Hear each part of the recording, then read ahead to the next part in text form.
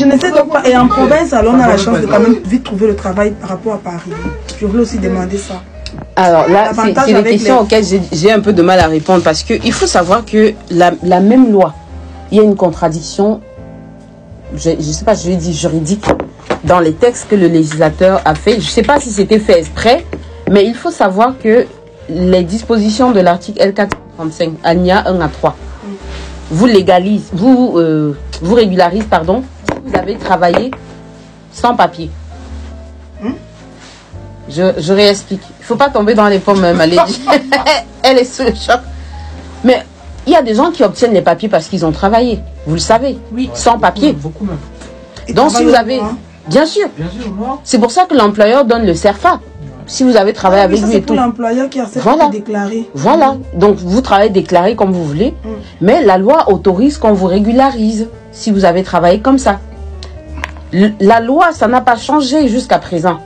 Ce sont les préfectures qui ne veulent plus de cette pratique, mais jusqu'à présent, quand j'ouvre le texte le site officiel de la France, on me dit si vous avez travaillé avec les documents d'emprunt, l'employeur peut vous faire une attestation de concordance.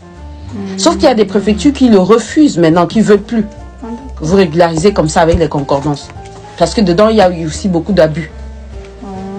Mais l'employeur qui vous recrute, s'il se fait choper, qui vous a recruté, c'est des peines d'emprisonnement, c'est des peines d'amende pécuniaire. S'il m'a fait recruter tout en sachant que c'était pas moi. Voilà, par exemple, ou en sachant que c'était vous, il vous a déclaré sans papier. Puisque l'employeur a l'obligation légale de déclarer l'embauche, de vérifier à la préfecture si votre titre de séjour c'est le vrai, si c'est pas le faux, de chercher à Pôle emploi, auprès des Français, auprès des personnes régularisées, à recruter là-bas. Pourquoi ils sont tous ces gens, ils viennent vous recruter vous? Donc pour ça aussi, les préfectures refusent de vous régulariser. Si ce n'est pas dans un secteur en tension, c'est pour ça qu'on vous régularise, on vous laisse travailler dans les secteurs dits de tension, les métiers en tension où il y a une pénurie de main-d'œuvre. C'est là où cet article trouve tout son sens. De dire que, voilà, on vous recrute là où on n'arrive pas à recruter en fait. Tiens ma grande, tiens. Par contre, la bouteille, elle fait trop de bruit avec sa bouteille. Ouais, joue avec le sopalin. Elle cherche. Vous voyez, c'est pas évident, Malédie. C'est pas. Il faut lui expliquer à monsieur. Vous faites. Les gens viennent ici bloqués comme ça, ils sans rien comprendre. Expliquez à vos gens, si vous aimez les gens, expliquez-leur avant qu'ils n'arrivent que voilà comment ça se passe. Voilà comment tu vas te régulariser.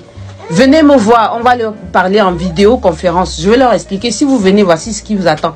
Avant de vendre tous vos biens en Afrique, voici comment vous allez recommencer.